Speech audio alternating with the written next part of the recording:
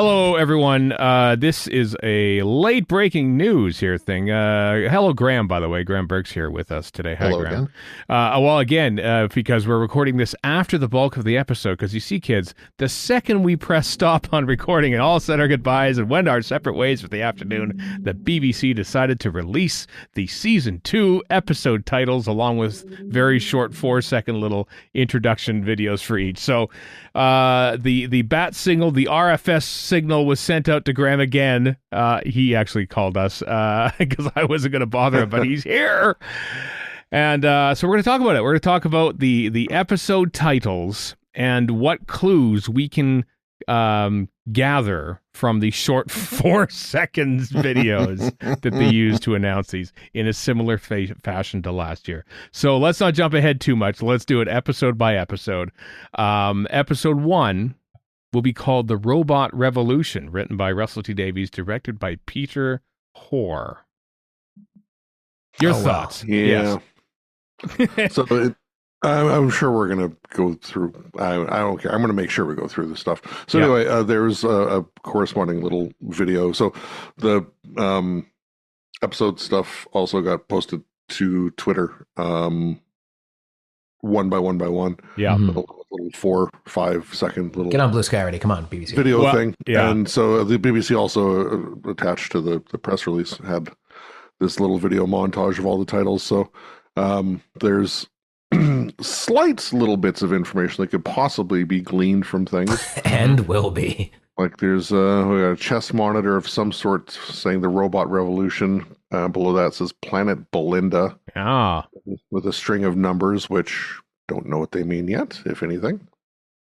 Oh, It's like an operating room of some sort, maybe. We'll be looking into it, though. People are already, by the time this episode comes out, people will have figured that that's some code for something or something like that. Yep. Yeah. Can I just say Robot Revolution is a very episode 1 title. It's a very, this sounds like it might be light and fluffy, but with something going on. Like Space Babies. Like Space Babies, yes. Like Space Babies, yeah. Graham, any thoughts on the Robot Revolution? I think it sounds like a typical Russell opener, and it's bold, it's brash. It's going to say everything it doesn't. Everything on the tin is said on the label. I think it's going to be great. Okay, there we go. Robot Revolution, directed by Peter Hoare. His second of the 3 episodes that he'll be doing. So he's officially entering the miniscope as of this because he directs his one later intention episode. at all. Thinking, I gotta give me 2, Russell. I gotta get on the miniscope. Come on. What the hell is a miniscope? Never mind. I don't know.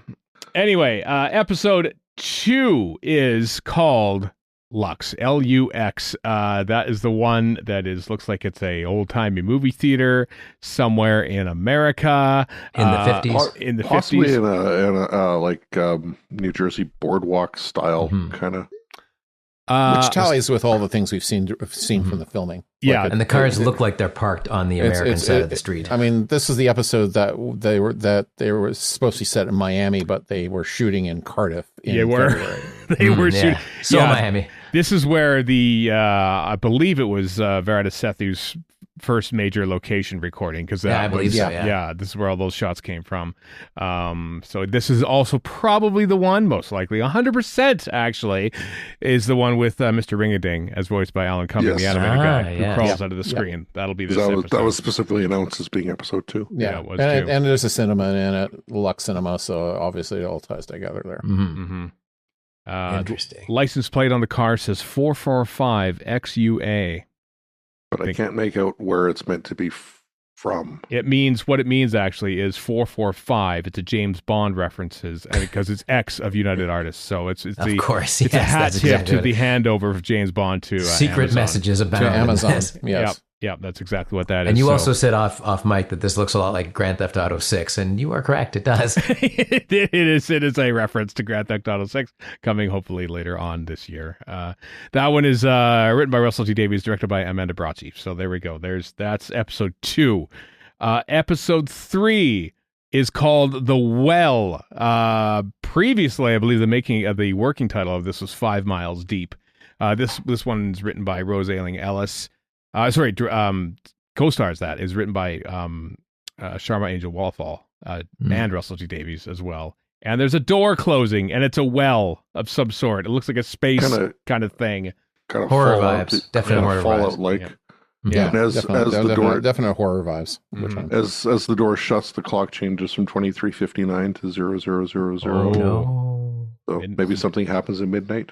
Yeah. One of these episodes is the most expensive one 6. that they've. It's 6. It'll be 6, 6 yeah. when we get to it. Yeah, that makes sense. Mhm. That makes sense now that we Yeah. So that's the well. Episode And 3. the door gets stuck as it tries to. That's true. What Could be more Doctor Who? That is just a mirror of the opening shot of the Crotons, actually, when a door gets stuck. So, will the Crotons return to Doctor Who in episode 3, The Well? Stay tuned. I mean, they've pretty much telegraphed that. That's true. They've been, when you look at it, the clues have been there for years. If you squint hard enough and really bang your head against a wall, then maybe it might make sense. Crotons coming back. Episode 4, Lucky Day, written by Pete McTighe, who also enters the Miniscope, along with director Peter Hoare, who enters the Miniscope. This one's got Ruby Sunday in it. Looks like she's hosting a podcast, or as a guest on a podcast. No, she's a guest. She's a guest on the podcast. The podcast with host Conrad Clark. Yeah, everyone scrambles to get to the She's same. taken a hard right turn. She's gone to Joe Rogan and now Lucky Day, and it's not going well for Ruby Sunday. Yeah, trying to influence the election for what's this guy, Roger Ap-William or something like that. There's like a whiteboard with a whole bunch of like press clippings and stuff of aliens and conspiracy stuff, and on that are 2 images direct from Rose and Aliens of London, with the spaceship crashing into Big Ben and the department store Blaze from Rose, which factors in our conversation later on in this episode. So look at that; it all ties together. Appropriate for a Pete McTighe story. There's a ton of Easter eggs. That's true. Yeah, I wonder if that's a McTighe thing or if that's the BBC graphic department who made up these things. Going, let's put some stuff in there. I bet you probably features in the episode somewhere. So there we go. That is episode 4. Like with the shot from Aliens of London there, and then all the unit stuff. I mean, it's all some unit conspiracy theory, I don't doubt. Yeah. Maybe Clive, there'd be like an RIP, like a Clive memorial or something like that somewhere in this for the first victim of Doctor Who. And then, of course, it pans over and there's this weird sort of animated looking alien who's blinking his eye. And I mean, Ruby Sunday's got to be working for UNIT because everyone works for UNIT. There's no... The entirety of the economy is hinged on UNIT now. So I suppose so, yeah. 4 is also where... Well, I mean, it's the UNIT episode because Bonnie Langford is also back on that one. Yeah. That's true. Episode 5 is called The Story and the Engine. This is one written by Inua Ellams, directed by McCullough McPherson. So black writer, black director, and this one looks to be set in Nigeria, perhaps, or something like that. There's certainly, this is what I've heard anyway. There are some very, very Nigerian-esque names. Yeah. I really love the typography on the actual Story and the Engine leaflet or whatever. Yeah, I don't know when this one is taking place, but it's in a barbershop and there's a spider crawling across it. So, warning: the giant spiders from Metapilus 3 are back. Clearly, they're coming back, or maybe the even gianter spiders from arachnids in the UK. I get a 70s feeling off all the general stuff in this picture, but that's just me guessing. Yeah, there's definitely that kind of a vibe, I'd say.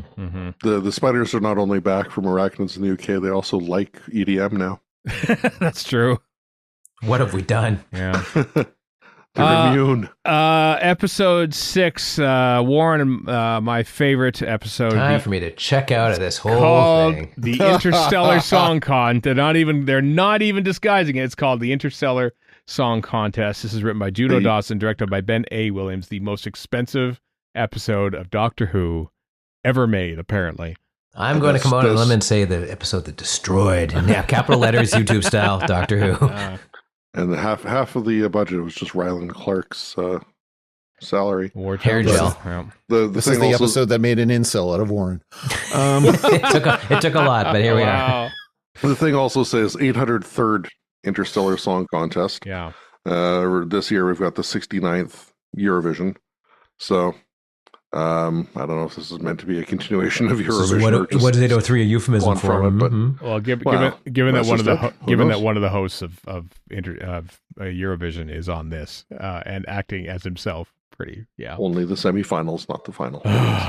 pedants. BBC wise. It's good old-fashioned Eurovision pedantry. Like I've said before, 'tis the season to skip past half of your stories on Instagram, Chris, because they're all Eurovision crap. I couldn't care less about. But he does bring balance to the force, ladies and gentlemen, and non-binary folk, with cats and dogs. Lots of cats and dogs content on there. That's true. Yep. Right. And then we get into the final two here, which is Wish World is episode 7, written by Russell T Davies, directed by Alex Sanjeev Pillai, who did he direct Joy to the World? I think he did, didn't he? He did. And he also directs episode 8. So welcome to the miniscope, Alex Sanjeev Pillai, who's also directed several episodes of Midsummer Murders. So, but this one's like a weird sort of alien spinning clock, which looks like it's set in some giant bone rib cathedral or something. Yeah. I don't know. I'm getting some kind of Harry Potter vibe off of it, but that's just but I think both could be right. Mm-hmm.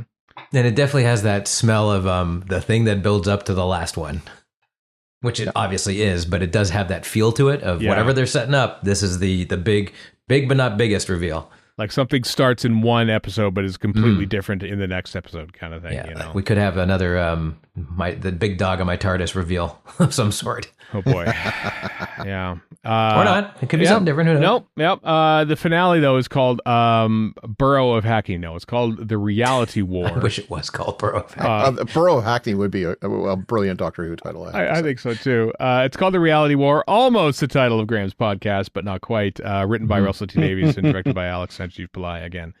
Where there's a sign and basically everything, there's a bunch of cracks and everything breaks up. And it looks really cool, actually. Mm-hmm. It's probably my favorite of all the videos, actually. At first, I thought this might be lending credence to Chris's "there are Daleks this season because of Reality Bomb" and blah blah blah. But then, Graham, you told us your theory on this, or your friend's theory. It's my friend Scott's theory, and I thought it was a very good one because we were literally texting each other while I was waiting to get the Zoom invite to rejoin this thing, and he said those titles pretty much confirmed for me that Mrs. Flood is the god of stories. And I thought, yeah, I like that a lot. That makes a lot of sense, and it ties well. It all ties it all nicely together. So yeah, I think I go with Scott's theory. And Scott is Scott has a remarkably prescient accuracy about this. He predicted that the Master was coming back in season 3. He predicted a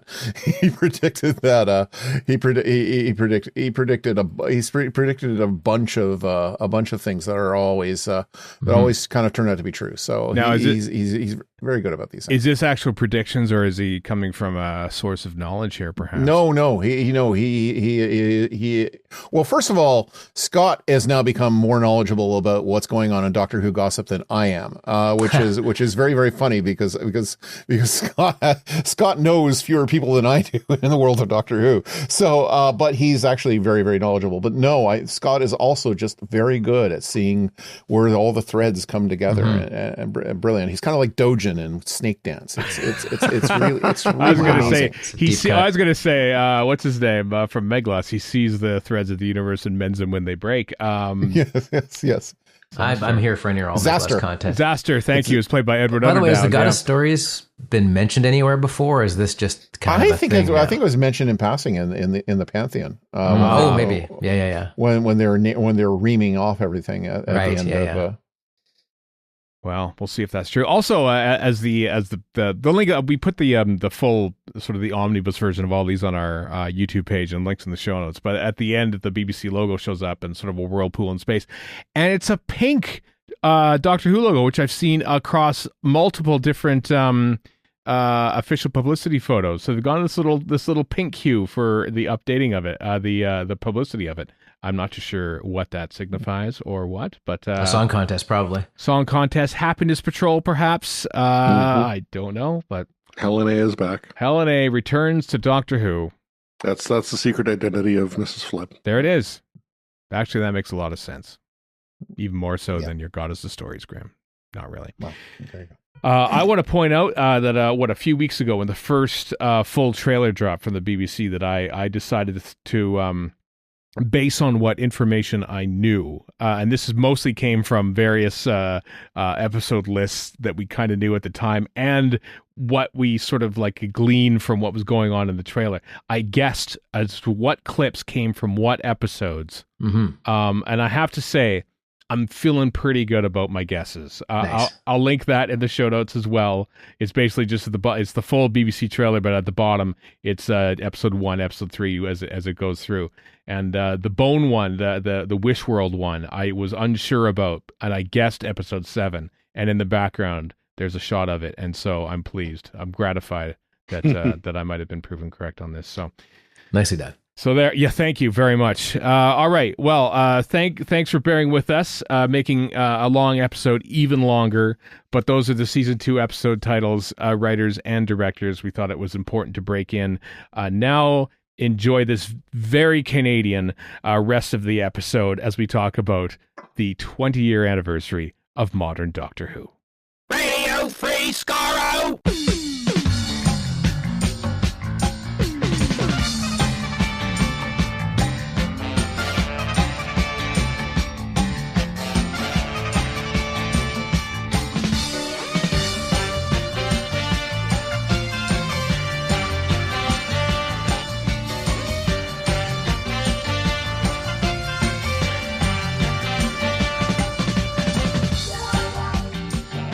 Hello, everyone. Welcome to Radio Free Skaro, episode number 1007. I am Stephen in Edmonton. Warren in Vancouver. Chris in Edmonton. And Graham in Ottawa. Graham in Ottawa. Graeme Burk, our good friend, our fellow Canadian. That's your early warning there, dear listeners from outside of the world. It's going to get with maple syrup. Right, a pretty Canadian at this point here.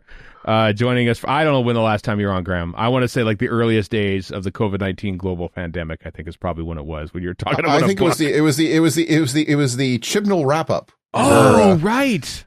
That's right. Where I gave one of the best rants of my life on the marketing. It was like a beautiful thing where I talked for like 2 minutes without stuttering once or stammering once. And I was astounded by it. I remember that. How could I forget that? That's right. And that's the BBC contacted us and says, "Can you not have him back on there anymore?" Yes, exactly. Or no more Plum Convention gigs for you. Yeah. So just to add to our own fake lore. So anyway, we're happy to not let the BBC know about this one until you're back. It's Graham. It's good to have you back on the show again. Thank you. How you doing? How you doing in podcast? It's Reality Bomb's on hiatus now. Like basically this is your only outlet for Doctor Who every couple years now. So yeah, basically I just wait for the call and the call comes. It's like that scene from Batman Returns with the bat thing and he just rises up. Exactly. The bat giant signal. RFS logo shines in my den and with our theme, which kind of takes away from the ominous nature of it. A little bit like, well, why is it doing? I stand up as yeah, exactly. Yeah. How you doing? How you been doing there, Graham? How's your Doctor Who life been going at all? Is there anything you want to say? Get off your chest. You're here for the whole episode. We're ostensibly you're here for the 20th anniversary of Doctor Who, modern Doctor Who, which is a pretty big thing, and you're actually a part of it. Yeah. It's funny because I gave my reasons for doing this was that I just felt burned out. Like it's been a bit of a slog, and when you're being told, well, there could be like 18 months or 2 years between episodes, it's hard to kind of go. So I kind of put it out there and sort of talked about my burnout naturally. And then someone put it in the Daily Telegraph and said, this is a reason why Doctor Who is woke and lame and dying. And I was like, yeah, you kind of missed my point there, buddy. Because I'm still pretty happy about Doctor Who. I'm thrilled about the new trailer. I've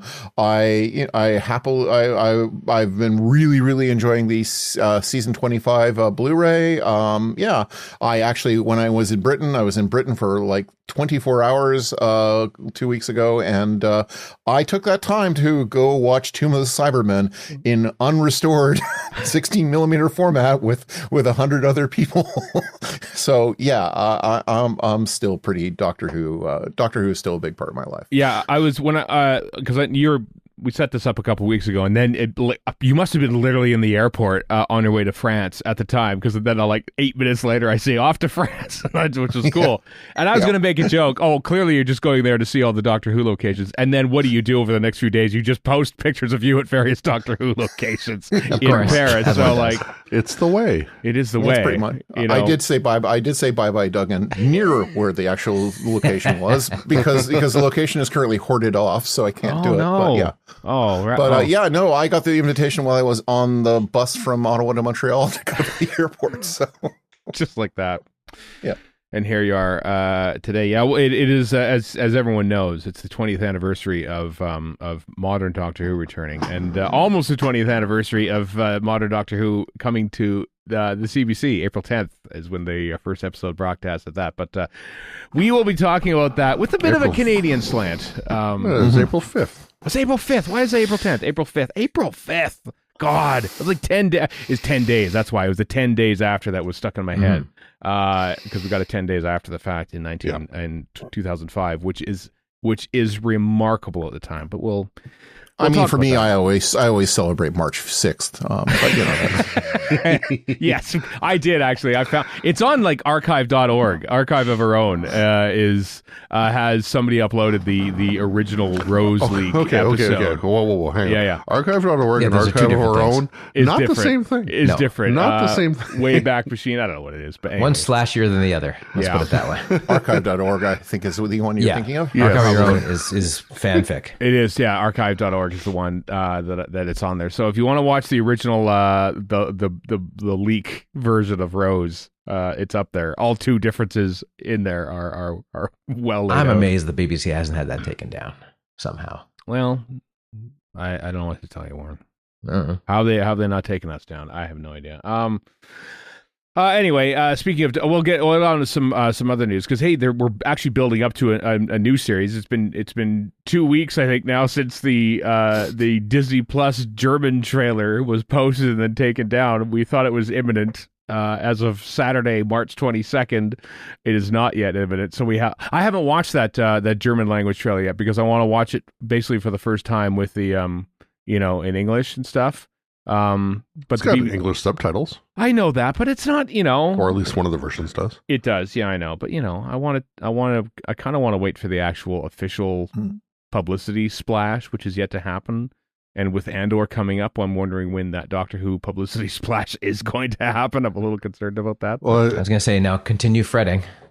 The media stuff should build up around the time of the press screening. I just don't know if they're doing one or when. Yeah, I mean the Disney one must be. Yeah, you would figure that the Disney. No, even BBC, even in Britain. The BBC will do one. They were doing one probably in a week or so like that. But the fact that the main financial contributor from North America has yet to step in. How ironic that the last time Graham was on the show, which I apparently forgot about, is Graham railing against promotion aspects for the BBC. And now we're like, well, listen, a German trailer leaked out 2 weeks ago. We still have yet to see anything from Disney+. How much of this is observational bias on your part, though? I'm looking for it, so I'm worried that I don't see it kind of thing. You know what I mean? I know. I felt like the preamble before season 1 was a lot more than season 2. You had something, from Disney's perspective, you had something brand new to sell. Yeah, and part of it's a new Doctor, and it's not a new Doctor this time. That's true. That's a good point.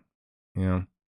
Well, two new Doctors, really, because Tennant and Catwa. Yeah, although they launched it basically with Catwa. He was on like Good Morning America and all that. But as you say, it was a brand new thing, season 2. Live with, not Regis and Kelly and whoever was the... Ryan Seacrest, isn't it? Ryan Seacrest at the time. Yeah, now it's her husband. And I doubt they're gun-shy about the current political situation, but there is the current political situation to consider. That's true as well.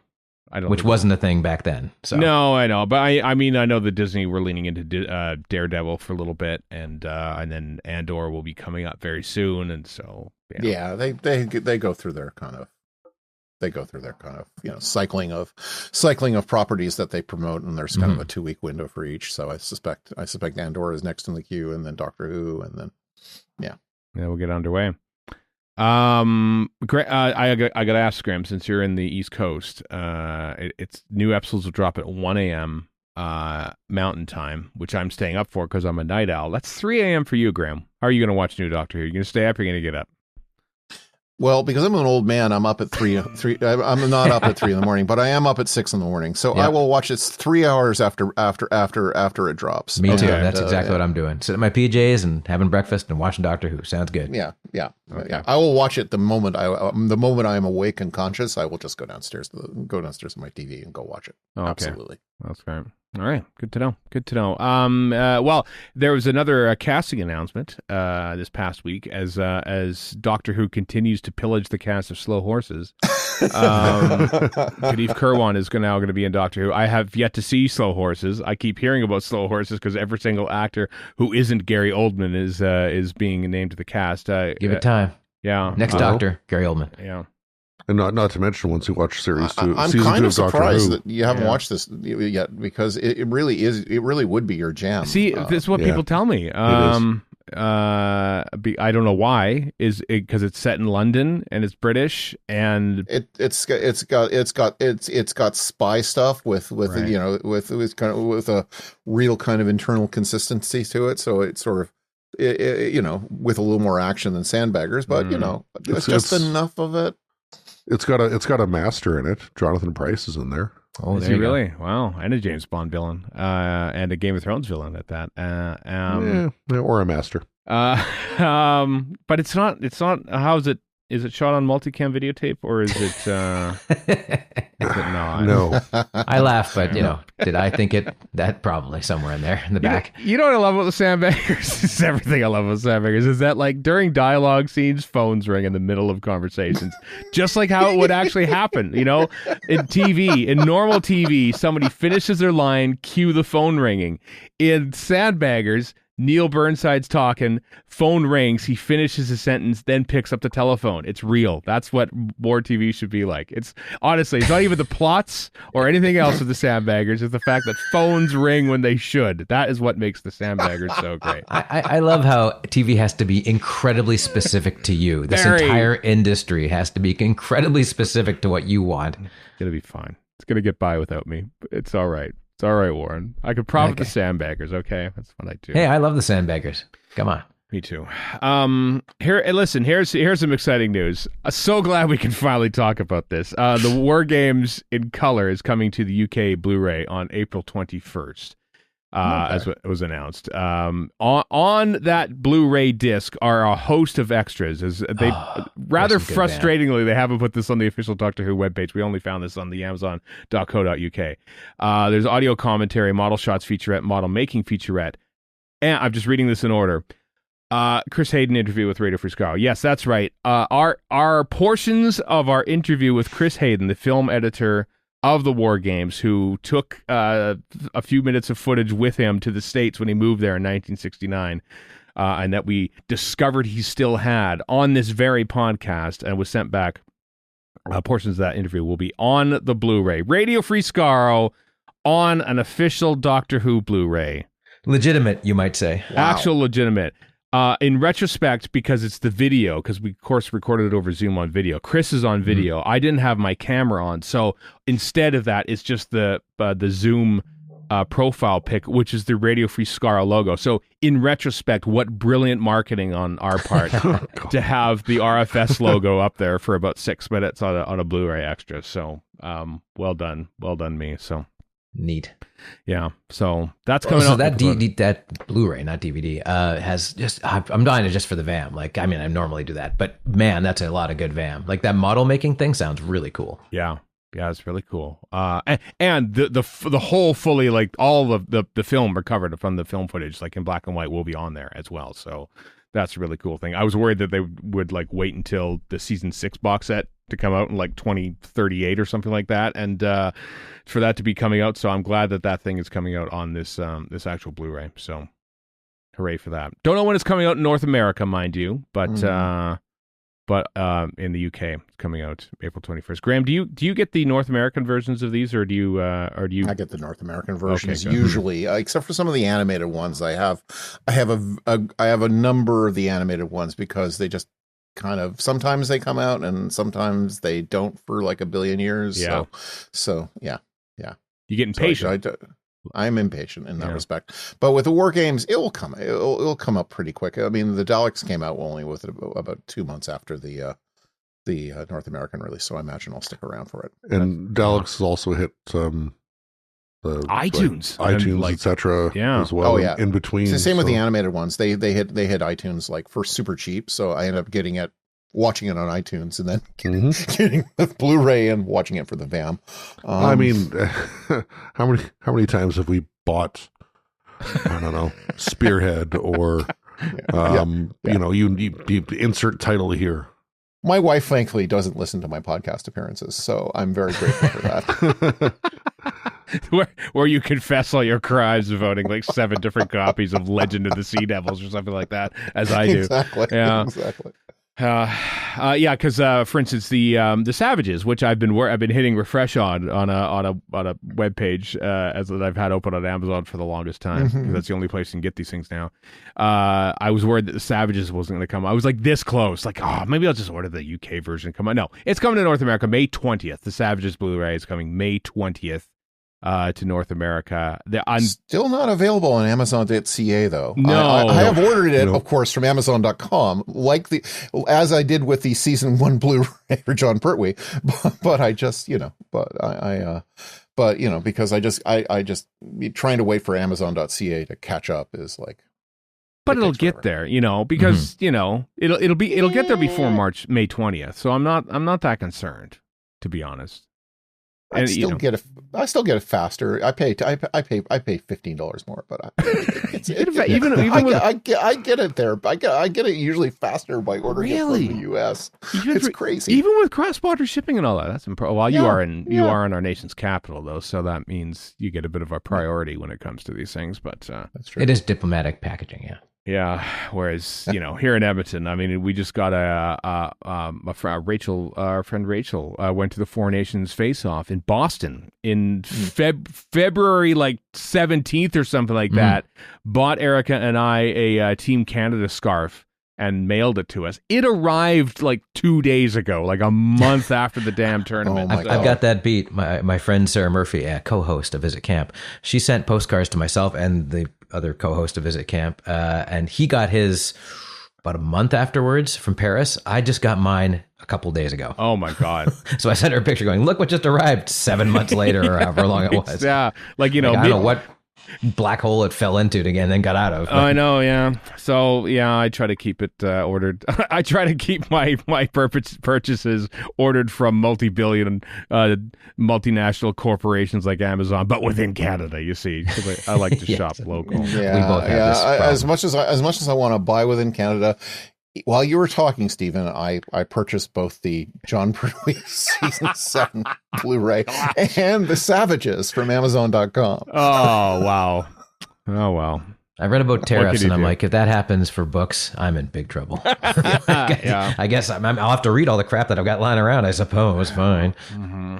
Well, Warren, this I'm curious what your take on this is. So, as you know, the Kickstarter for the Prisoner action dollies happened. I don't know, it was a while ago now. Yeah, well, I've been looking at mine right now. He's sitting by an ogre, a custom made ogre. You got it was the original. Like we both got the number 6 one, but it was like Star Wars action dolly size, which is fine.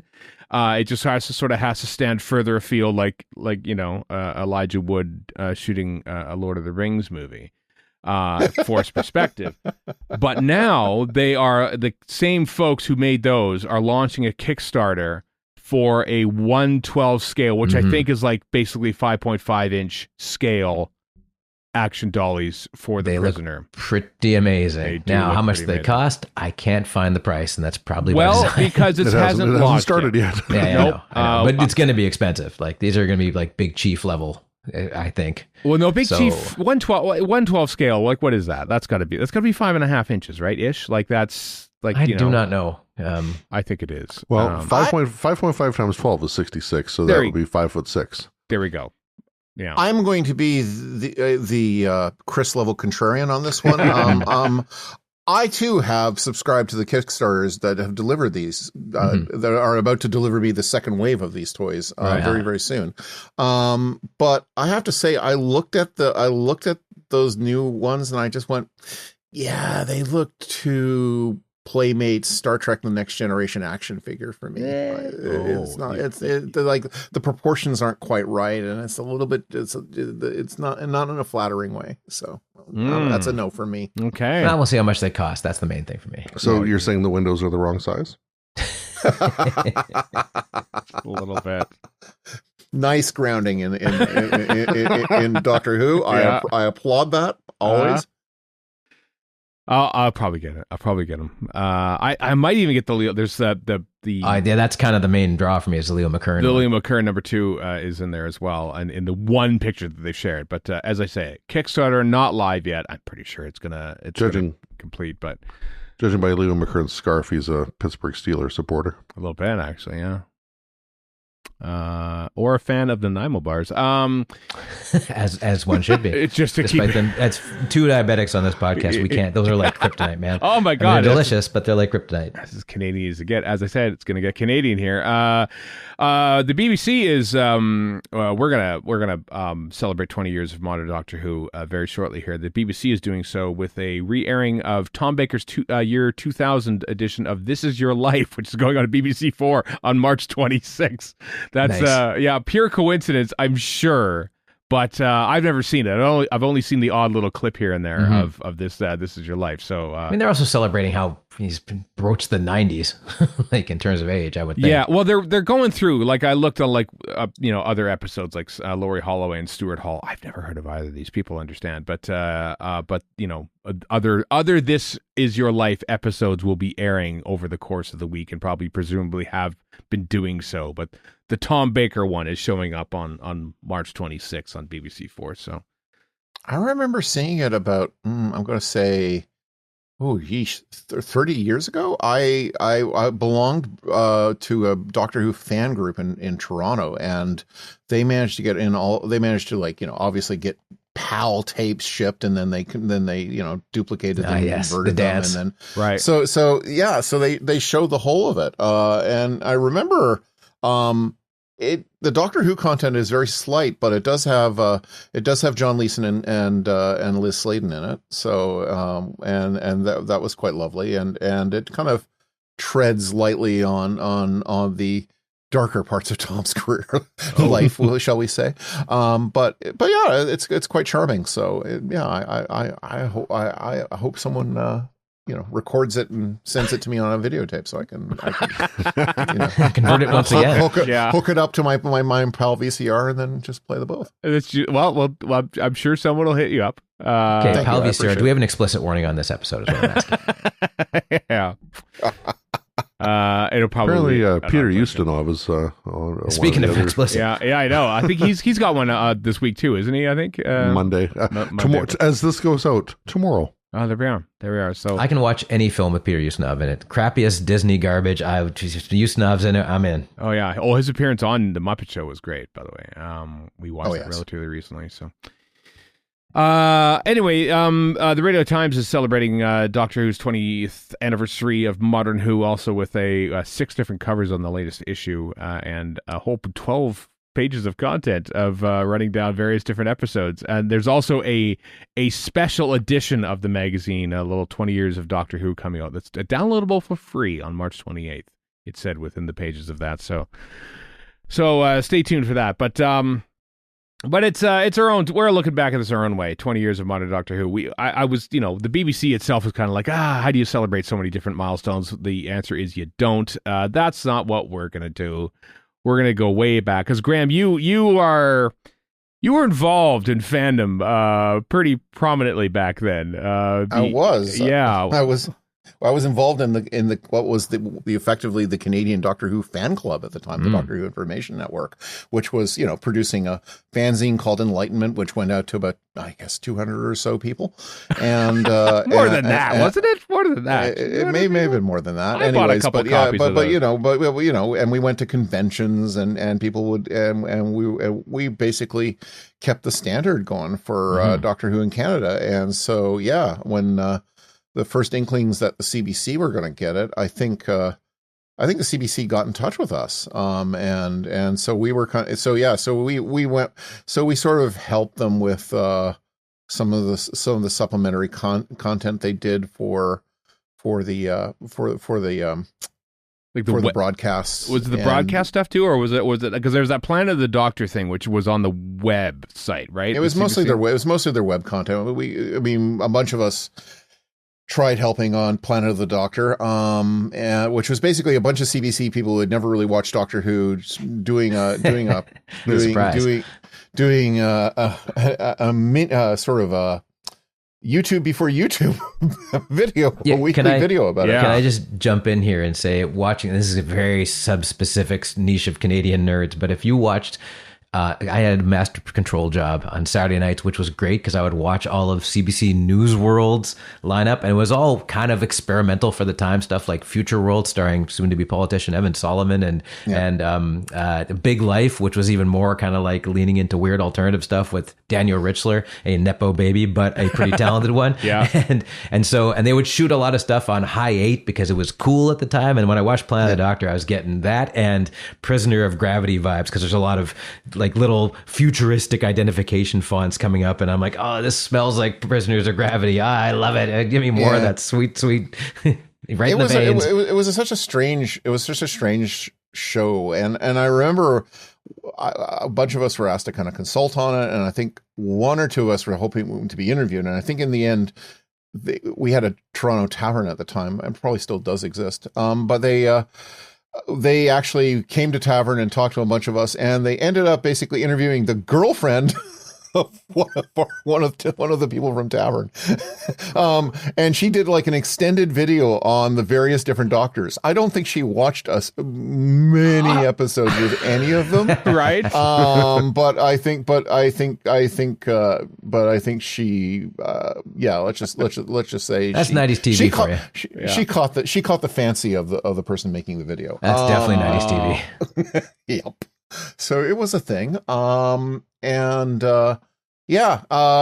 we also, but they had big hopes for it originally on CBC, which like Slacko Climu, who was the CBC's president at the time. Yeah, he was a fan. He was a fan of the show from TVO days. Was he actually? I've always wondered like what his connection to Doctor Who was and why he fought so hard for it.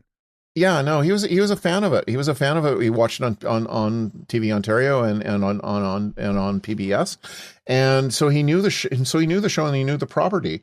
Like others in CBC didn't champion it so well. It went to Richard Sturzberg originally, who was I think the vice president of programming, and he basically said, well, why don't we we'll take it, but we'll dub it with Canadian voices because nobody likes British accents. Yeah, famously, And I remember when Russell T Davies said this on I think the Green Death special edition VAM, and I said, oh, that's crazy, that never happened. And then Richard Sturzberg biography came out, and I went, oh, holy cats, it did. So if you want another example of Canadian TV being no different than other TV in terms of venality, about a few years ago, Canada Land did an audio documentary about the Beachcombers, and they came out here where it was shot and was produced out here too, and they asked why there's like 5 episodes on Gem, why can't you get this thing in full? And the guy they interviewed who had worked on the show said, well, the reason was it was made out here, and all the people in Toronto hated that it was made out here, and it was a hit. So to this day, you couldn't mention it in CBC Toronto without there being a bit of a kerfuffle because there's bad blood between the two. Yep. And so almost 60 years later, people are still like, no, we're not doing that. So go ahead. So that BBC Call It Politics, as you say, Warren, basically cut the other way, because what happened was that Richard Sturzberg got ignored. Slacko Climu said, I want this. He got it. It came at exactly the right time for the CBC, because at that time there was an NHL lockout. Yeah. Right. So during the Stanley Cup playoffs, what should have been the Stanley Cup playoffs? So there was a vast wasteland on CBC television. It was movie night in Canada on Saturday nights. That's right. And so Doctor Who was their breakout success. It scored nearly 1 million viewers, which is hockey level. Yeah. Which for Canada is hockey level numbers. It's like outstanding numbers, and it did really, really well every week in the ratings that first season. And because Slacko wanted it, they busted it. They had Christopher Eccleston record intros to it, which was one of the last things he filmed while still playing the role of the Doctor. Yeah. Fun fact. And they had a trivia contest, and they had a contest, and they had all kind. And I showed Volkswagen as a major they had Volkswagen sponsor as a sponsor. Well. Yeah, I showed Chris and Stephen and Warren before the show. I have framed in my den an actual cardstock brochure for the show that they put in major newspapers. Mm-hmm. That has that's a bunch of words together that you don't hear very often anymore. Yeah, you don't hear often anymore. It sounds like word salad now, and it has the most amazing slogan that I don't think could ever get through BBC branding now. Alien Slayer, Time Traveler, Lady Killer. Wow. None of those are strictly true except Time Traveler. Wherever and whenever peril lurks, the Doctor will once again be there to save our hides. Armed with endless gadgets, razor wit, and a fearless assistant, he's unlike any Doctor you've seen before, so mark the date because you won't be able to travel back in time if you miss it. North American premiere, April 5th, Tuesdays at 8. Did Matt Irvine write that? Written by someone who had never seen an episode of Doctor Who ever. As per usual in the promo departments of TV stations. Lady Killer. Can confirm. To appeal to that burgeoning straight male viewer of Doctor Who. Yeah. But yeah, so it was a big deal. So Slacko got it. So Slacko happened. It get great ratings, had all kinds of support, had a website. It was all great. Season 2, it was looking like it was going to be something similar. I remember like in September of 2005 talking to the CBC people, and we were talking about trying to do a podcast for them. It was kind of the early dawnings of Reality Bomb. I remember even thinking the name Reality Bomb would be a good one for it. And we talked about doing a podcast with them, and then nothing. We got the Christmas Invasion kind of happened on the same format. Billy Piper did the intro. I actually got to see it on like December 5th because they actually had a copy, and because of the leak of Rose, they weren't showing it, so I had to go in and sign in and I got to watch an advance copy so for review purposes. Right. But yeah, it was a big deal, and then suddenly it wasn't because Slacko Climo left and the new people in charge didn't care about Doctor Who. Typical, absolutely typical. And so they basically waited until after hockey was over to show it. They buried it in various death slots and basically it basically marked out. They didn't show Christmas specials, and they marked out the time until Space took it over and actually gave a damn again. Yeah, but I miss Space. I know, but that first year, like I let's face it, I downloaded it. I torrented the episodes as it came out. We weren't doing the podcast yet, but I was definitely wanting to see it first. But what it did, because it aired 10 days later, is that I would watch it 2 or 3 times on my own, basically. And then me and my girlfriend at the time and our 2 friends who had been aware of Doctor Who back in the original series, we basically just turned it into a Tuesday night thing. We used to get like pizza or like quesadillas or something like that and settle down and watch Doctor Who. And like, that was the new experience for me, watching Doctor Who, not only with people who weren't necessarily Doctor Who fans going into this, but with people, because it was always a solitary, passion for me, staying up until 11 o'clock on a Saturday night and watching it. So that was the great revelation for me, is that what other people, normal people, can like Doctor Who too. That's still a revelation. I remember doing that with my goddaughter. My goddaughter came to my apartment every Tuesday night to go watch Doctor Who with me. And it was a big deal. Yeah. And it was a great bonding experience for the both of us. Totally. And the thing about it was, I remember going around. I remember going around to various things and work dues and parties and other things, and I'd hear people actually talking about Doctor Who unbidden. I remember like turning around a corner and hearing a conversation and there's these massive tank things that sort of move around. I'm like, they're talking about the Daleks. My dad actually called me up and said, I watched Doctor Who last night. Unbidden. The only Doctor Who my dad ever watched with me in like 20 years was like the Time Warrior, and that was enough for him. He called me up and said, I watched Doctor Who last night. It was really good. And he watched the entirety of the first season on his own. I had one friend who got into it because he thought it was a medical drama. This happens to this day. I had an Oscar party, and a friend of a friend came over, and she was very excited to see my little anime-looking Jodie Whittaker on my TV, and because that's how she started watching Jodie Whittaker. And so my other friend goes, "Just go into that other room over there and look." And she saw all the Dr. Dollies, and she's like, "Oh my God!" So this is still happening 20 years down the road. Oh, yeah. You mentioned Graham. That was one of the last things that Eccleston shot. I remember watching the Blue Peter. I don't know how I found all this stuff back in the day, because this is before like social media and Twitter and YouTube even.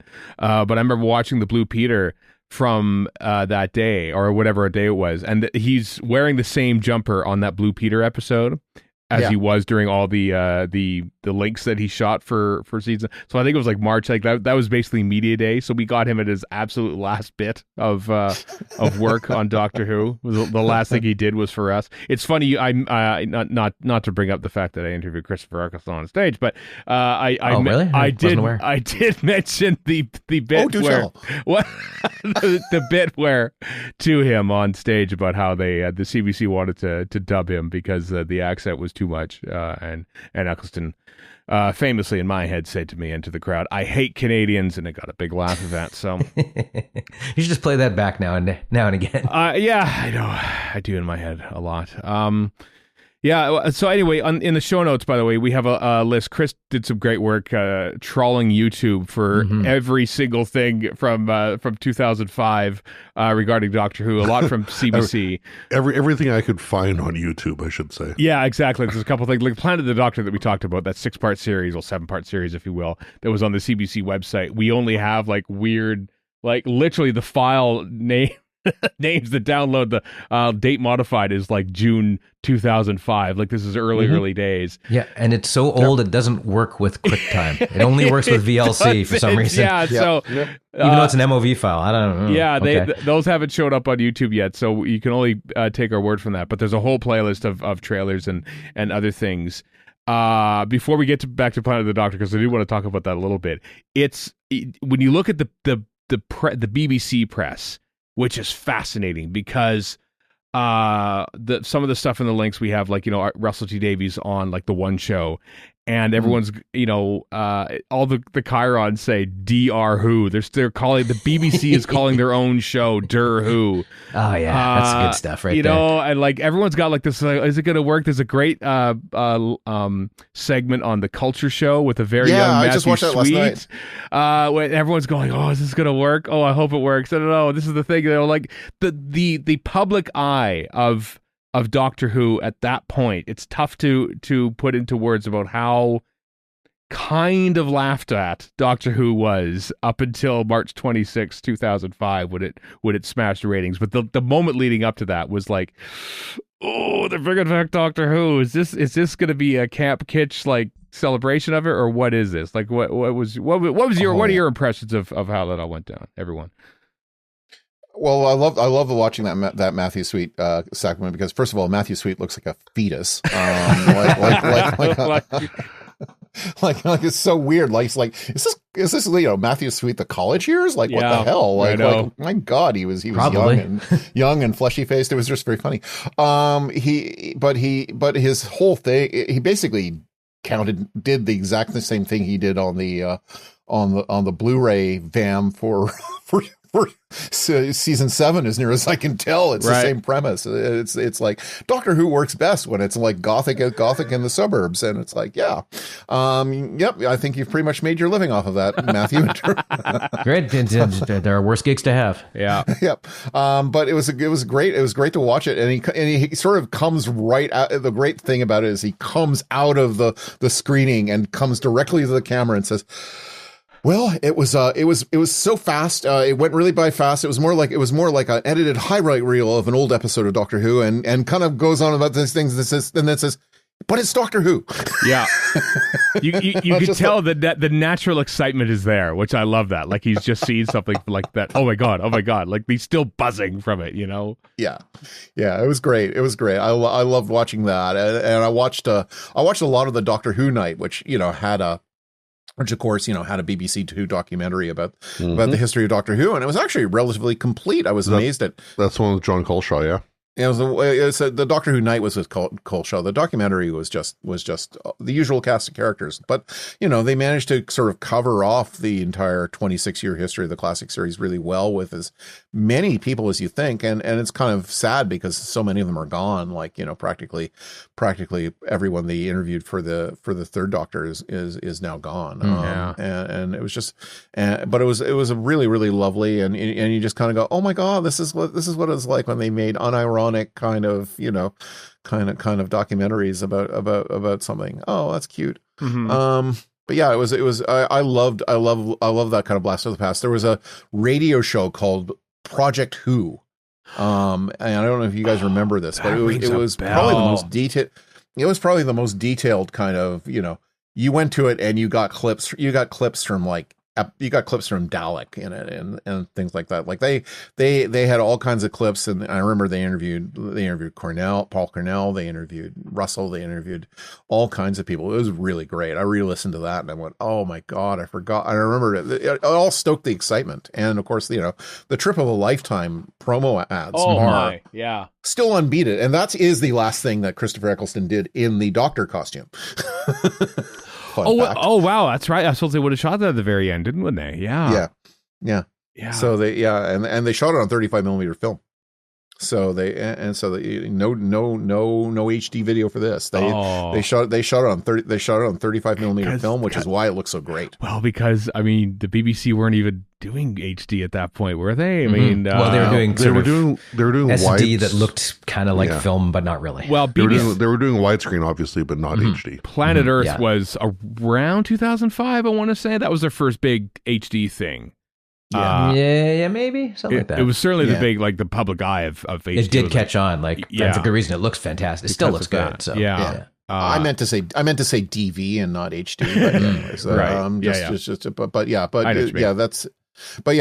but they made those promos on 35mm film. I understand. You can see it, like you can see like steam rising from the TARDIS console, and it's really cool. It's really cool, and like it's just but they're so gorgeously made, and the speech it's obviously written by Russell, and it's just and I love that promo. It was such a major stoking thing, and I think it was just as YouTube was emerging, but before, so we were all watching on Real Player. This looks so cool. That's right. Oh god, Real Player. Now there's a name I haven't heard in a long time. I know. For good reason. Like this predates social media, predates YouTube. Like you just have to watch these embedded files on websites basically to watch anything in those days. And the weird way people were freaked out about it. Like I remember when the Revenge of the Sith trailer came out and it got leaked or something, or they put it out a little too early by mistake, and so people copied it and put it on, and there was like this grand race to find it on a website before it got yanked by Lucasfilm or whoever. Like that would never happen nowadays, but at the time people were very, I don't know if litigious is the right word, but they did understand what they had going on, even with non-Doctor Who stuff. Right. Project 2, by the way, came out on CD several years after the fact. I want to point that out, because I have that. I have that somewhere on a hard drive. I thought that sounds real, and yeah, sure enough, I have that. Sorry, Graeme, I cut you off there. No, I was going to segue to, of course, the greatest example of that kind of litigiousness, which is of course the release of Rose like a month before. Yes. Yep. March 6th. Did you know the person who leaked it, Graeme, being of that part of the world? I did not know it, but I certainly knew immediately where it came from, because the funny thing was that my friend Rod, I think the week before, there was a tavern in Toronto, I think on April the 3rd, and we had and I was talking with my friend Rod Mamich, who works in the film and TV industry, but he at the time he was trying to pitch some TV with a production company at the CBC. So he was often at the CBC building, and he said, so I said, well, what happened? So how have you been? And he said, well, I got to see some of Doctor Who, and I said, what? Do tell. And apparently they had a screening at the CBC. Internally to go show Rose, and he said he couldn't stay for long, and he didn't have any he didn't have the actual proper credentials, but he somehow managed to sneak in. Nice. He watched like, I guess, 20 minutes of it or something like that. And I was like, oh, and so he said, yeah, it looks really good. And I mean, I had already seen it, so I already knew it was good, but right. This is after the leak you're talking about, the screening. No. I had I had seen it at Gallifrey. Wow. I saw. Here we go. That's more intrigue. Yeah. I saw through a source who I will not name 20 years later. I saw a let's just say a still in production version of it. It was a rough cut. It still had it didn't have full on effects. So this Mickey, you sort of see Noel Clark miming getting caught by the bin, and there's like insert shots, there's like actual notes, like insert shot of Jackie turning on the hairdryer. But you know, it's more or less, and it had temp music. I remember, but it was more or less together, so I had seen it, and it was amazing, and it was like literally the last night at Gallifrey, and I'm like sort of lying in bed going, I just saw Doctor Who. So how much dodging of the question was there at the tavern? Because I'm sure there weren't very many people who had seen this at that point. No. I basically kept stum for like 3 months because, you know, so the person in question could have gotten fired. So I didn't want that to happen. So there was that. But anyways, Rod started talking about it. I'm going, oh, that's great. But I knew it was there, and I knew the CBC had it, and I knew they were actually showing screeners. And as soon as it got leaked, I went, it was a CBC. I bet it was the CBC. And as soon as they said, yeah, someone took it out to an outside production house for dubbing, and I was, so they could show the internal screening. So I got a surge of Canadian patriotism hearing that we leaked it. We're the ones. Yeah, it's us.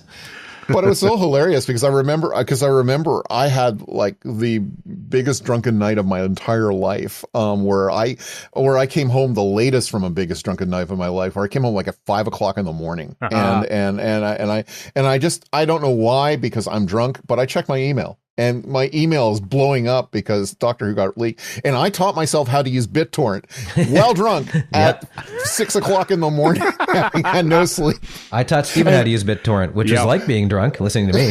So, and then I basically collapsed on my bed. And when I woke up, I was able to watch a more completed version of Rose than the one I'd seen in February. It was great. More completed, but not fully complete. Yeah, that's right. I did learn about, I think a lot of us learned about BitTorrent at that time. I want to, speaking of Gallifrey 1, I was looking at some of those episodes of Planet of the Doctor, and some of the interviews are surely shot at Gallifrey. Oh yeah, they actually were. CBC paid for them to go to Gallifrey 1. That's how we met Chirons there. Yeah.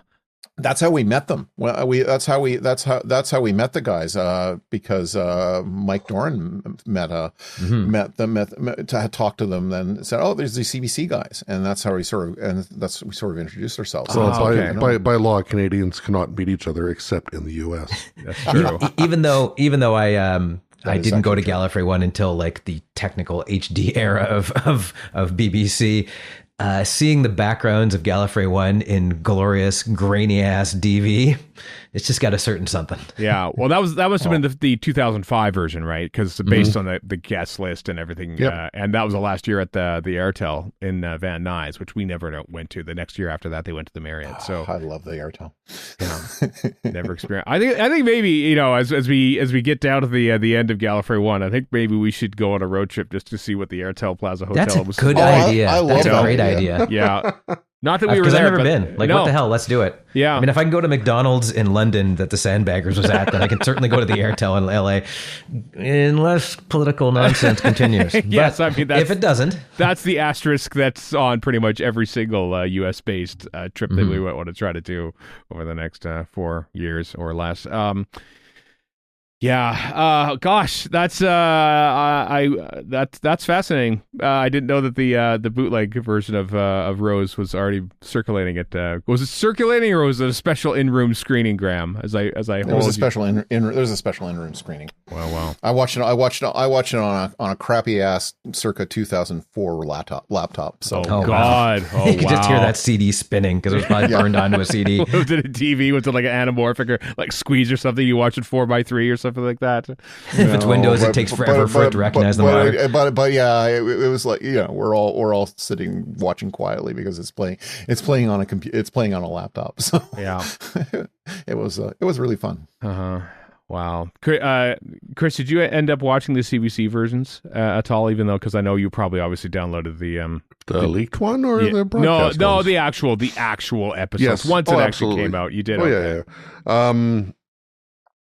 So the people I would watch with, I think really only myself and one other person were keen enough to bother to get the BBC versions first. So what we would do is, at least for the premiere anyway, a bunch of us gathered at a friend's apartment on April 5th to watch Rose on the CBC. Mm-hmm. So we did. But we already had The End of the World because the BBC had broadcast that. So we quote unquote surprised people by having a copy of The End of the World to show as well. Right. But yeah, I focus on the BBC stuff, and even for the series 1 finale, I hosted basically the same group of people. So we got together to watch it on the CBC the day that episode 12 went out, but of course had 13 in the bag as well to watch afterwards. So but I had you talk about like Real Player and the postage stamp sized video that Planet of the Doctor was posted in and all that kind of stuff. I had a very, very reliable source through Usenet of somebody who would take off-air recordings, and they would be like high bitrate 480p, basically DVD quality. All right. So could burn like literal like straight to DVD copies of everything, and did for series 1. It was good. I mean, it's amazing to me. The thing that really kind of shocked me actually was how quick my learning curve was about piracy in all its forms. Like suddenly I understood what torrenting was. I suddenly found like UK Nova, which was the main kind of British. It was a subscription only British torrenting site that. I remember that. Yeah. That might be where I got it. So I managed to get everything. That's how I got to see the Culture Show. That's how I got to see all the 6:00 news things. That's how I got to see all these things because I downloaded it all off of UK Nova, and then I downloaded other British programming, and it was and so on.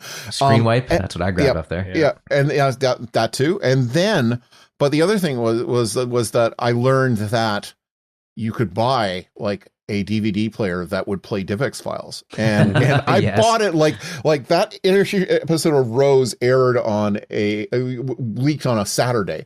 I bought the Friday a Philips 642 DVD player, which had DivX, and I the first thing I did was I burned Rose to a disc, and I put in the player, and I suddenly had Rose on my TV now. I know, on his cathode ray tube TV, no doubt. Yeah, it was.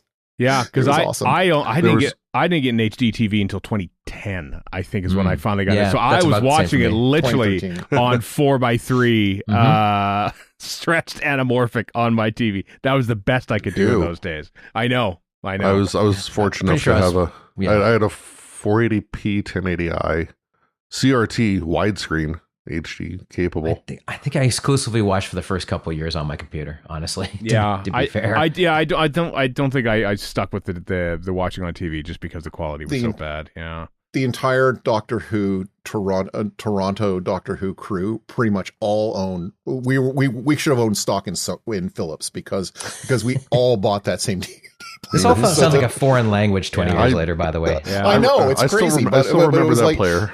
It was an amazing player. It lasted about roughly 2 years and then died. And then you had to go buy another one. But yeah, but it was great. Like it revolutionized my television watch in more ways than one. Yeah. Back in the day, there was also another great site called The Box, which had I remember that one too. a ton of British TV. Yeah, that's one I think I found too, based on that. Yeah, Fond of both. Yeah. But I totally watched. Well, both really. I did too. I taped him too. I taped him at the time too, as I recall. I don't have those tapes anymore. CBC. Yeah, CBC. Yeah, because as much as anything, honestly, like because by the time CBC showed whatever, I'd already seen it however many times from the BBC broadcast. But as we talked about earlier, the CBC had all the linking stuff with Eccleston and later Billy Piper, and so one of the videos I threw in the list was I think, was it in there? I don't know. Maybe no, it's because I couldn't find it. That's what it was.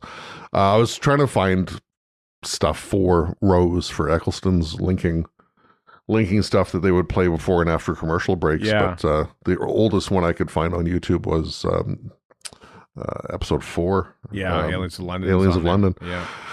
So I didn't have that. But also one thing that I couldn't find that I was surprised about was because I was looking at my own archive of stuff, and I have a selection of stuff as does Graham from back in the day.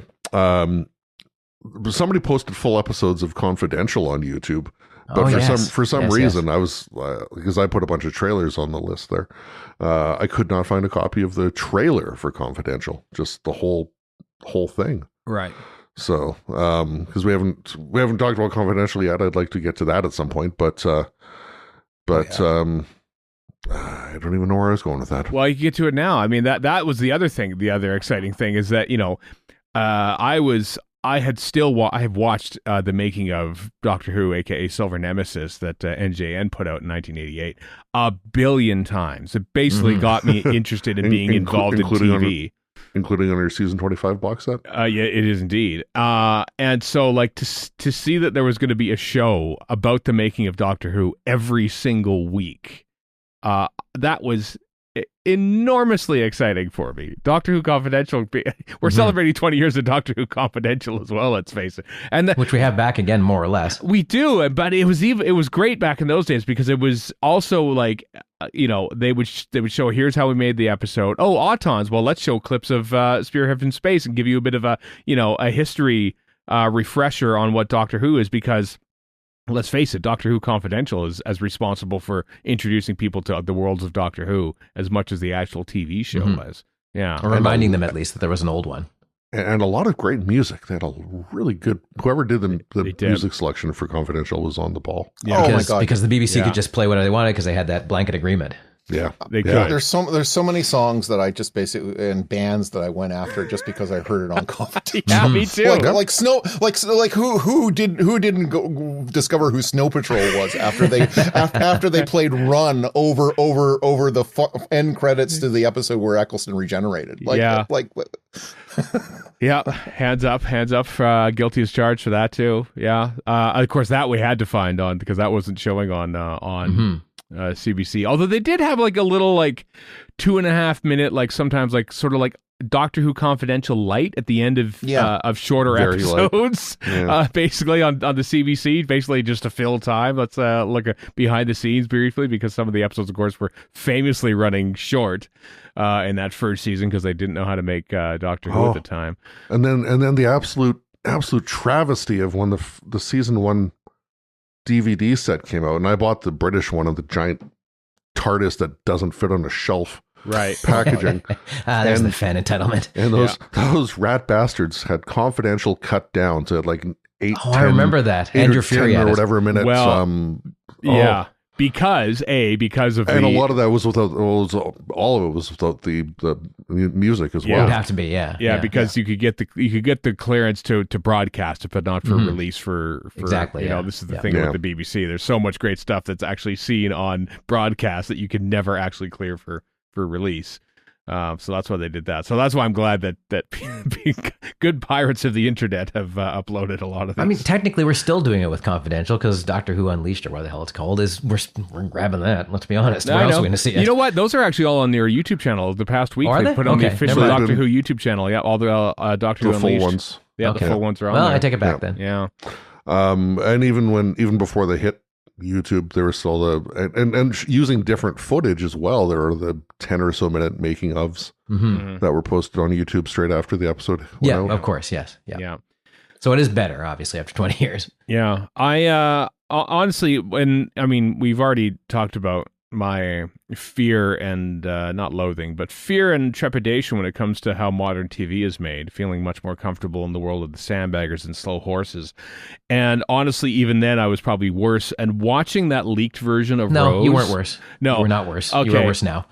Watching that leaked version of Rose, because I've said it often on this podcast, I debated for the entire amount of how long it took to download Rose, whether or not to watch it right away or not. It's probably about a half hour. Back in those days, 2 hours. And I did, and I'm glad I did, because I was not used to the modern pacing of television, because I wasn't watching modern television even then, even in 2005. And so that helped me, okay, Doctor Who's going to be different. I shouldn't be expecting too much out of it.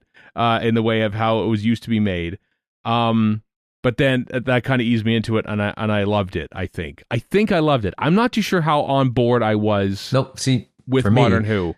I was filled with because I couldn't mentally model how Doctor Who could be anything but what it was back in the old days. And then when I saw it, I was like, okay, this is in good hands. This actually works. It's not the same thing, but it works. And I had sort of semi-familiarity with some British stuff, because I think the year previously I'd been in Japan, and I learned how to torrent then just to grab stuff to watch. Right. And that's how I was able to teach you how to do it.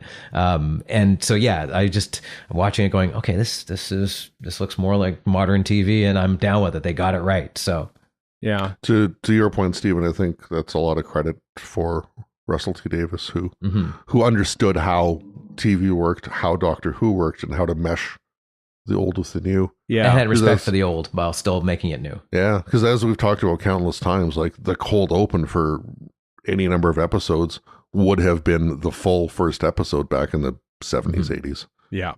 Well, even just look at the TV movie and how it didn't get it right, even though I know, what's his name? Phil Segal. Thank you, Phil Segal. Yeah. Was genuinely a fan and tried his best, but it still didn't get it right. You know what I mean? So, and this did. Yeah. Too much focus. It's interesting on to me slide. because I think if you think back to the fan chatter at the time, I think there was a lot of fans who had sort of been fans of the classic show who came over and who found it wanting. And I think it was mostly because I think they were kind of expecting the Doctor Who version of Battlestar Galactica. Like they wanted that sort of hard-edged, adult, gritty, reboot post 9/11 sort of science fiction. Need to be that at all. And I think what the genius, I think to a certain extent, the leaking of Rose did Russell a favor, because I think it basically prepared the ground for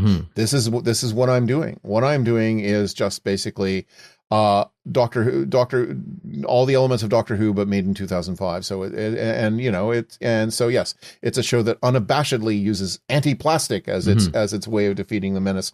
It's a show that unabashedly, has a pop-tastic soundtrack and a gag around, a hand of a mannequin trying to strangle the Doctor. And, right. It's like actually using humor and all the kinds of things that really is basically Doctor Who. But I think there was a certain element of fandom that were kind of like, oh, I was expecting this to, be basically, I don't know, like the New Adventures in space. It fundamentally understands what Doctor Who is about.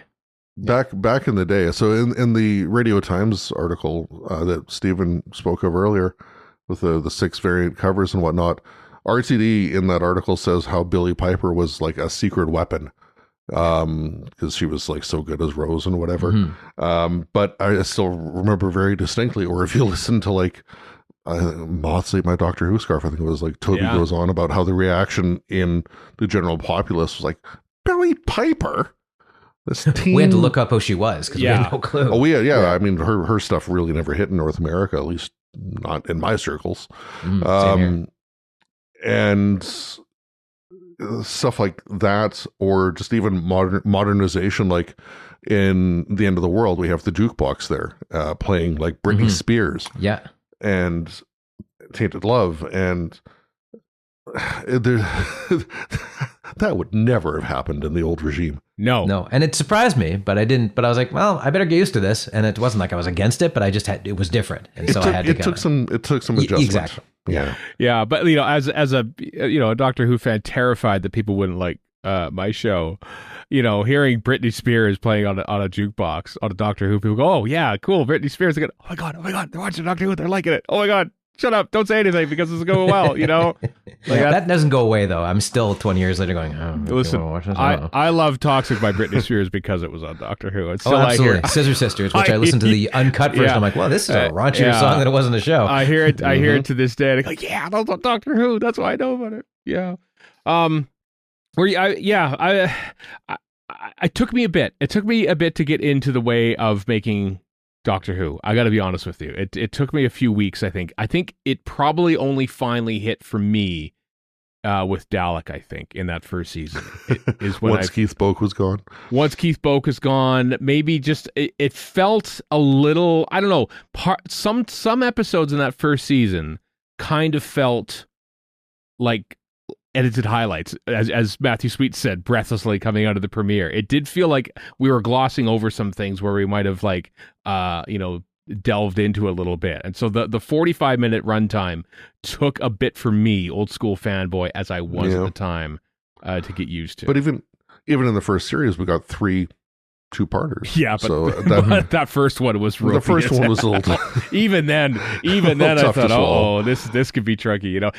Every series has to have their bumps where you go, okay, you're starting on the series, but you're going to get to the Sensorites, or you're going to get to Aliens of London, and then Aliens of London is definitely the Sensorites of the new era. I was unabashedly a stan for, as the kids say, for this whole thing as it unfolded, and to a certain extent,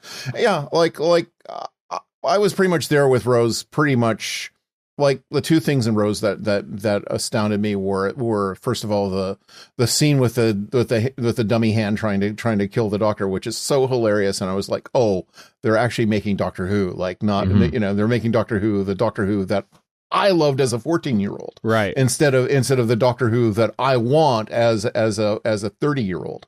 So that was great. But the other thing about it that I just absolutely love was the speech about the rotation of the Earth. And that's just fantastic. And the music too, the singing of it is just perfect. And then End of the World happened, and I was totally on board. Like that final scene in End of the World is hands down one of the most best scenes of the show. So I pretty much, I forgave it some of the lesser moments. I like Aliens of London probably more than you guys, but I probably like The Unquiet Dead less than you guys. And Unquiet Dead is my favorite of that first series. So I did not get into that one, but there's a lot there to love, and so I'm still quite quite delighted by it. But yeah, it's but yeah, I think there's a lot to love in that season, and I think it kind of, what it does right, it does more right than wrong, and it was like an episode like The End of the World, Dalek, The Empty Child, they're just when they're on like Parting of the Ways. Oh yeah, they're all just astoundingly like high octane rides that are just really well done and Father's Day has so many beautiful emotional beats, and it's a near perfect season of television in many ways. I mean, honestly, the emotional part is what hit me the most, because Doctor Who, old Doctor Who, it's got its moments like Sarah Jane leaving and all that, but just the way it's presented and watching it as a kid a million times over, that kind of goes away. And then this thing knew how to get me right between the eyes, and it's continued to do so for the entirety of its run with different showrunners. Well, I think a massive part of that obviously is going to be the writing for it. Not the writing, rather the writers, because you've got people like Paul Cornell who did New Adventure stuff. You've got Moffat who did Fatal Death. Mark Gatiss, who was always a big time fan, and did his stuff with David Walliams for those Doctor Who sketches, for example. Yeah. And he wrote a novel in there too, I think, didn't he? He did some New Adventure stuff and PDAs as well. But just having just a collection of writers. Sorry, didn't mean to skip Rob Sherman there. Who obviously had been writing for Big Finish as far as like Doctor Who focused stuff goes, and Jubilee got reworked into Dalek. Just the people involved who knew all knew each other from fandom and whatnot. The quality of the writer. Yeah. Very, very much helped. Like if we didn't have the people who had the skill to write and the reverence for the show and the knowledge of how TV works in the day and all that kind of stuff, we may not be celebrating 20 years. Yeah, I think, as much as we kind of think we need maybe a new fresh set of eyes perhaps on Doctor Who now, back then I think you needed people who sort of were there during the theme park years, to sort of just keeping the ball in the air before we finally were able to get the show back on TV to sort of shepherd it. But even then, even the, those writers were talking about, we needed to sort of get out of our heads that we're not writing a 4-part Doctor Who story anymore. We're writing for modern TV, because in their own minds, they were thinking, okay, well, this is what happens here, and then this happens here, and then part 3, we have to sort of, keep the thing going until we can get to the climax of part 4. No, all of it's out the window. You sort of have to simplify things a little more. I kind of look at that first season of Doctor Who as, like a song and like a funk song, and suddenly there's just a breakdown, and it just drops down just the drum beat, basically. And that's kind of what that first modern series is. There's the beats. There's the TARDIS. There's the Doctor. He's mysterious. That's it. Yeah. It's so refreshing. It's refreshing. And obviously it was done by design. Yeah. But unlike the TV movie, which laid on the lore so thick, so fast, so heavily, we didn't have that with Series 1. We had the Doctor, we had the TARDIS, almost didn't have Daleks, but obviously did in the end. But there was so much stuff that wasn't, no Guardians, no Gallifrey, because all the stuff that came later. I feel like science fiction, which is the smart way to go. Science fiction changed in its approach in the years between the TV movie and Doctor Who coming back in 2005. Is that basically fan demand basically compelled Sylvester, because we need to see that regeneration. This needs to be a continuation. We have to see it on screen. It has to happen. Whereas come 2005, I think we all assumed that Doctor Who was dead at that point. So a fresh start could be done. Well, you mentioned Battlestar Galactica. That was kind of the same thing happening in a different approach, but it was like there was the same fan backlash. There was the same, oh my God, this is totally different. And that show did define how a lot of other shows were, not Doctor Who, but a bunch of them for the longest time. Still does, really. Battlestar also had the big thing of making Starbuck a woman, which that didn't help in the early days from the incels out there. But For Battlestar, I'll finish really fast, Graham. For Battlestar, I mean, there were so many nods to the past. Like you had the Battlestar as a ship completely redesigned and all that, of course. But you had the Battlestar, you had the Cylons, you had Adama, you had Starbuck, you had Baltar, but people like Baltar, for example, in name only, the character of Baltar in the original and the character of Baltar in the reboot, not remotely the same. No. And the only thing it's missing is Lucifer, the coolest and gayest robot ever. Bring him back. Lucifer forever. Graham, you were saying. It's funny because I rewatched Rose last night, and I rewatched it from my own DVD from the DVD-R I burned in 2005. Right, makes it more authentic. And here's a fun fact: modern Blu-ray players don't play DivX files, so I had to go put it on a DVD drive, upload it to Dropbox, and play it from my phone paired to my TV. So that is a 20-year journey right there. That is it is a trip really of a lifetime, one could say. It really is.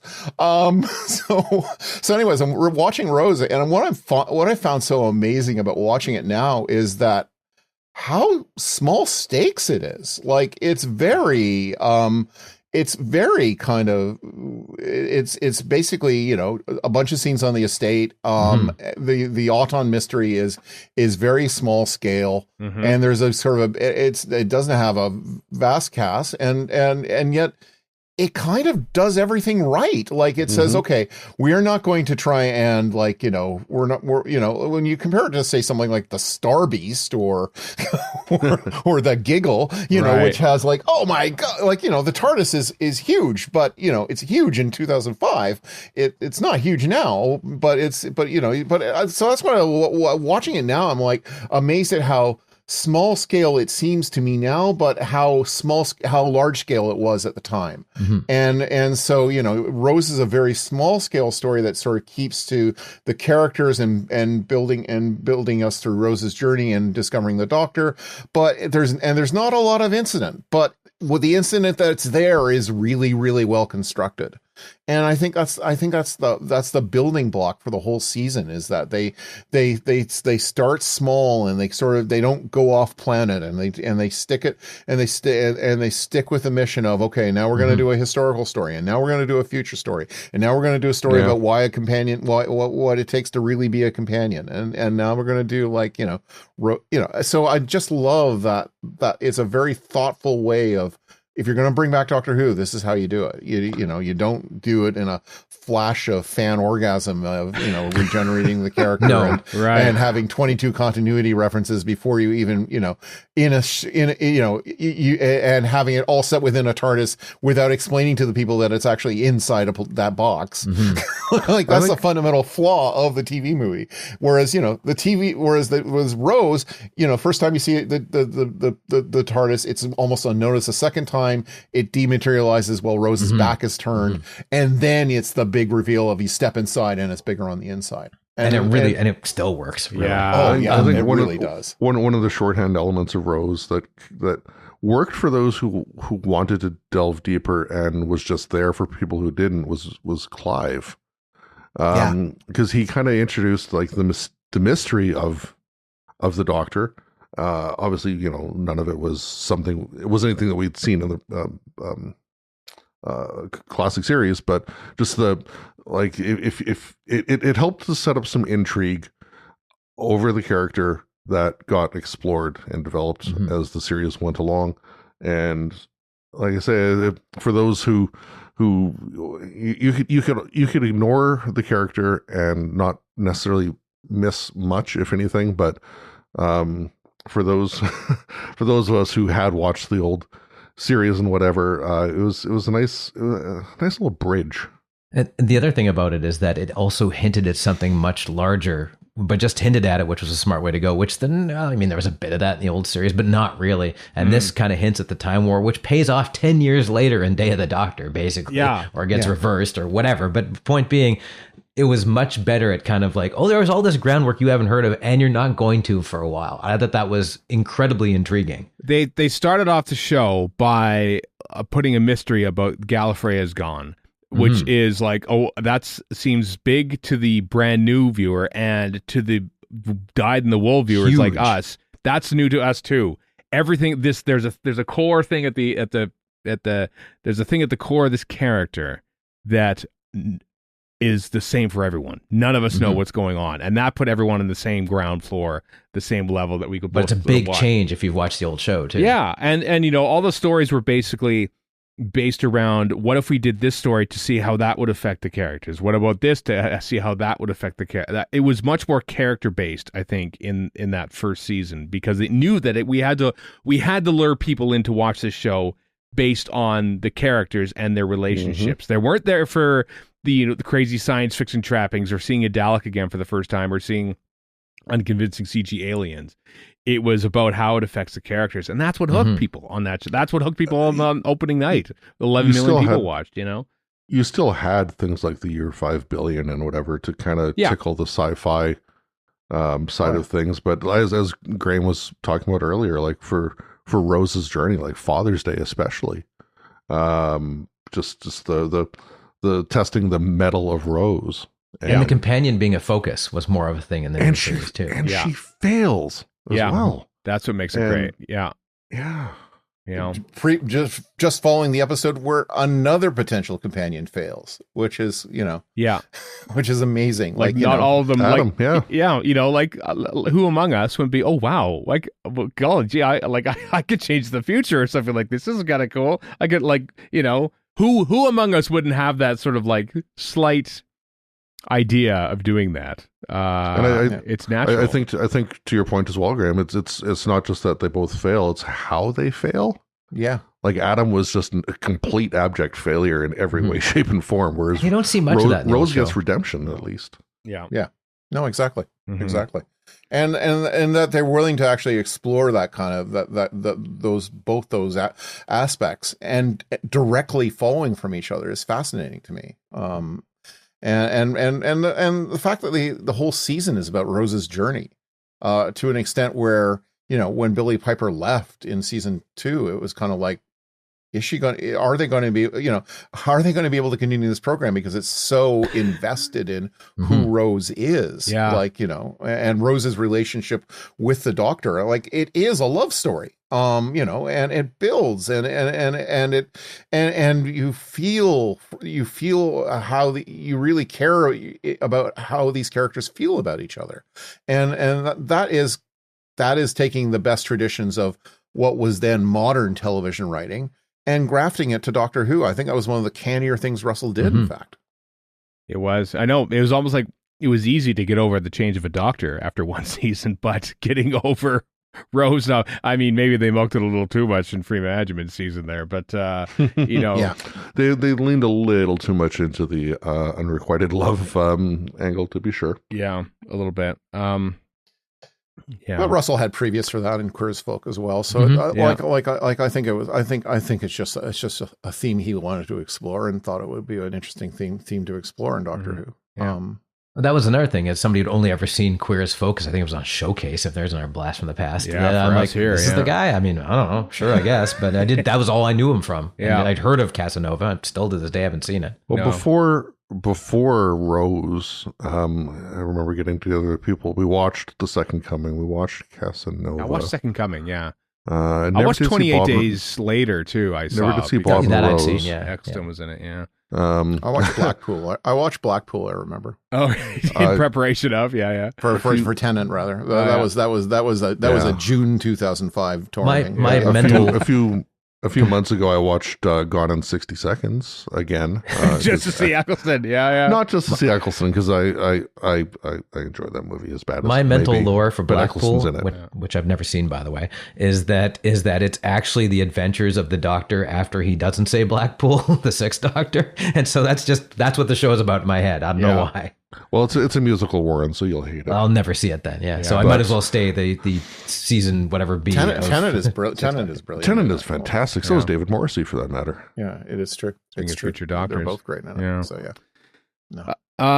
Well, I mean, it's fascinating. I mean, I think a lot of times we forget about that first season and just the trepidation and fear and excitement and everything that went into it, and like how far ago it is. Let's face it, we're getting older. The fact that the internet was an entirely different place back in 2005, that we're talking about watching stuff on Real Player, and before social media and everything. Doctor Who has come a long way. Doctor Who has come a long way in the last 20 years alone, which is fascinating to think about. The fact that it's around 20 years later is pretty crazy. I know, and it's let's face it, it's entering a time of uncertainty right now. But right on schedule. But exactly, yep, pretty much. After all, that's how it all started. But it's been fun. It's been fun talking about 20 years of modern Doctor Who right now. Is there anything else anybody wants to say? We've been here for like almost an hour and a half talking about this nonsense. May it have another 20 in whatever form that takes. That's true. Maybe Reality Some Bomb. kid on TikTok redoing stuff. Maybe Reality Bomb will come back at some point, and Graham, you can talk about it. What's the hiatus? I'll tell my John Gameshi story. Oh my god! Oh dear! Oh dear! Before we found out about him. Anyway, it's been fun. It's been fun, chaps. Thanks, Graham. Thanks, Graham, for joining us on the show. Thank and you. Getting your Always a pleasure. Yeah. I look forward to being called back in 2027 for the return of Doctor Who in whatever form it takes on Tubi. Doctor Who and Tubi. Or for our wrap up for the War Between the Land and the Sea. When it finally shows up. Yeah. On Canopy in some regions. Exactly. Yeah. All right. Well, that's it. I hope you enjoyed this look back at 20 years of modern Doctor Who from a Canadian's perspective, of course. As we said, all the links to a whole bunch of different stuff from 2005 and all their lowercase font glory, as was the style at the time in 2005, are on our show notes. One of the links I threw in the show notes was the from the BBC Cult site. Oh my God! Which housed all the classic stuff and a little bit of the first New Who season. And Warren, as you though, right? That was saying how like commenting on the look of the website. Mm-hmm. Yeah, real Netscape Navigator vibes on that bad boy. Early days, baby. Oh. Happy days. All right.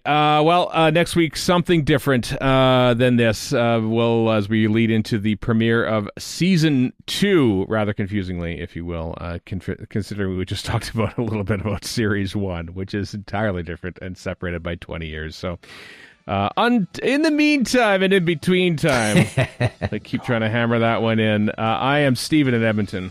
Warren in Vancouver. Chris in Edmonton. and Graham in Ottawa. So long for now.